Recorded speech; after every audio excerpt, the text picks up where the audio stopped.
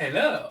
Today I've had the idea that we're gonna do something with some fucking bright LEDs, namely this one here, which not sure if you can see, but it's fucking bright. 250 watts to be exact. Now, you might be like, wow, 250 watts, you're gonna need a huge heatsink for that. But do you? That is the question we're gonna try to answer today. Specifically, how much optical power does one of these LEDs actually output? Because if you have a 30 watt LED, if it outputs 70% of that power thermally, then it isn't gonna make that much of a difference because those 30% aren't really gonna affect the heatsink design too much. But just realized that's a bit dumb. But in an LED that is this powerful, that can actually be more powerful, this thing can go up to like 300 watts. I think I can push it to 400 if I'm really cooling it well. Yeah, the thing there is that the optical power coming from this LED might be significant enough to actually reduce the required heatsink size. And now the question is, how much optical power does this thing output? I don't know. There's an efficiency figure for lumens per watt, but you might be able to calculate the power output for the optical power from that. Maybe you can't. I don't know. I haven't found anything about it. Everything that you find for these things is like, oh hey, take the power output from the LED and design your heatsink to actually dissipate that power completely thermally. Now again, for 30 watts, 100 watts, whatever, it's not going to make too much of a difference, especially if you design the thing yourself, because what you're going to do is you're just going to go, oh, I need a heatsink for this. Let's just take, perfectly well prepared, just a CPU cooler. Very common, and these things are going to be able to cool these things no matter what. If it's 100 watts or 70 watts that they're dissipating thermally, these things aren't going to give a shit. So the question is though, for these things, these have got 300 watts output. If that thing outputs, 50 watts optically, that's going to make quite a difference in heatsink design, because 250 watts versus 300 watts heatsink, that's quite significant. Or if it's even more, I've got no idea. So what we're gonna do today, what we'll do now is actually figure this out. Now for this you use a calorimeter. This is a very, very high quality calibrated thermal mass. Absolutely not at all just a piece of aluminium that I cut off of round stock and painted black on the bottom and stuck some thermal probes into it. Not at all. And we're gonna put this on top of the LED and see how hot it gets. Now, I'm going to show you the experimental setup close up now, and because I don't have to be in front of the camera then, and that's very good. Okay, so this is the setup that we're going to be using.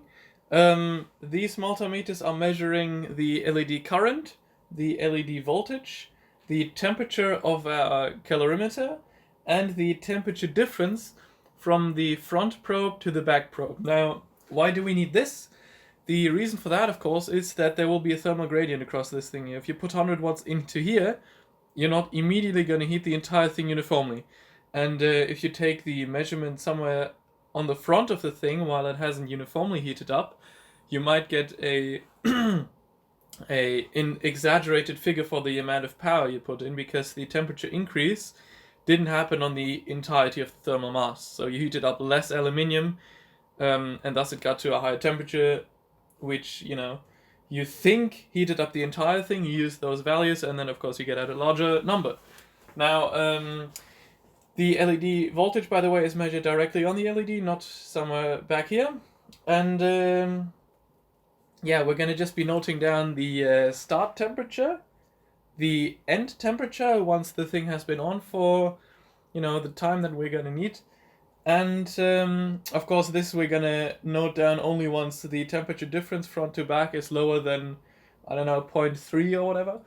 This thing is close to 0, and just gonna be writing those values down, and let's go. Alright, so first test. We're starting at 23.6 degrees. 6 degrees Celsius. And let's go. This is going to be a 10-second test.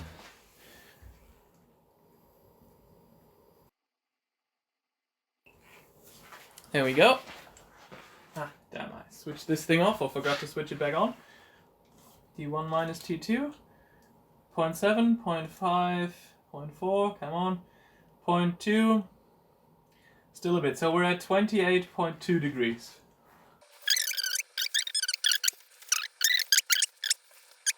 So just so you can see what's going on, I've actually put this thing into a beaker with some water, and just hoping to have the water take away the energy much quicker than, just air would.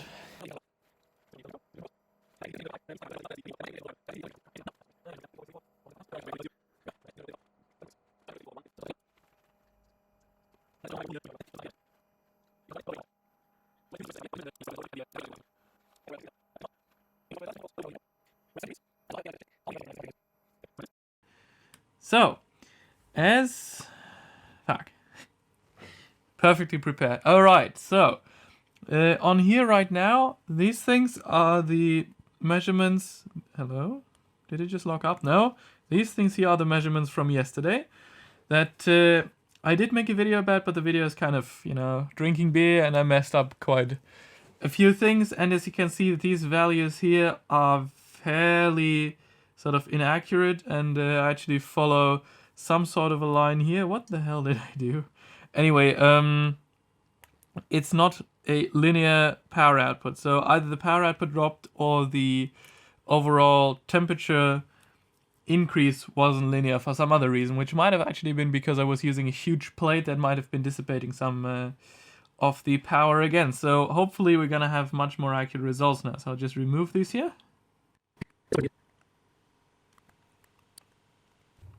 Okay, so up here we have the mass of our aluminium, and once we have that, we can use the the specific heat capacity, I think it is, which is C, which is 900, no, not 99, 900 joules per kilogram Kelvin. Now, this is supposed to be a J here.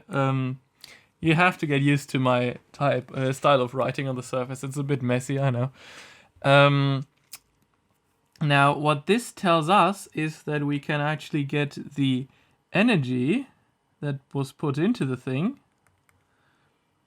by taking the thermal difference, the temperature difference, I'm sorry, delta T, multiplied with the weight of the thing, which is in our case, well, we're just going to do mass, multiplied with the specific heat capacity. So because I just forgot to transfer the results down here, we're going to just do that now.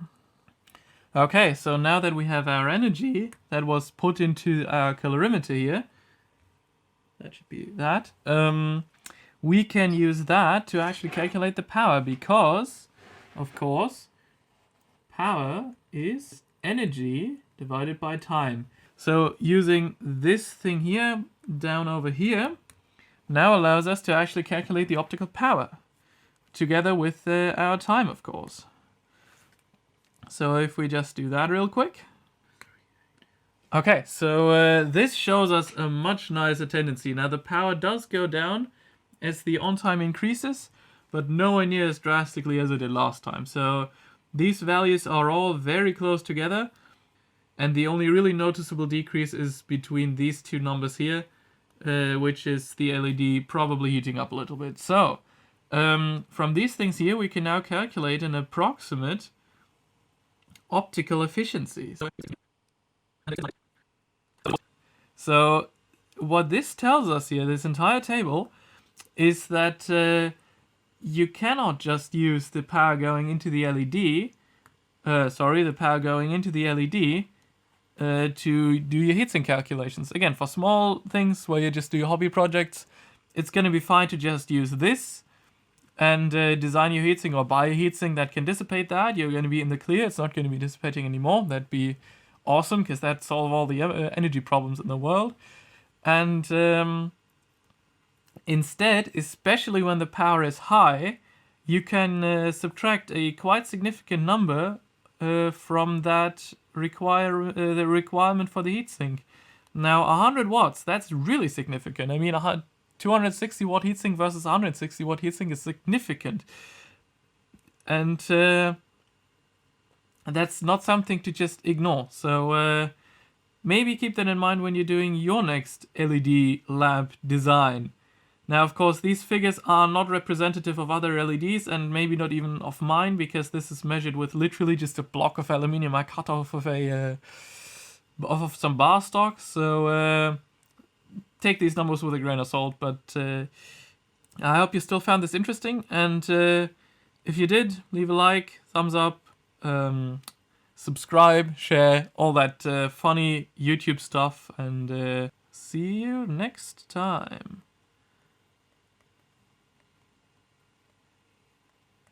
What is this even supposed to be? Hello.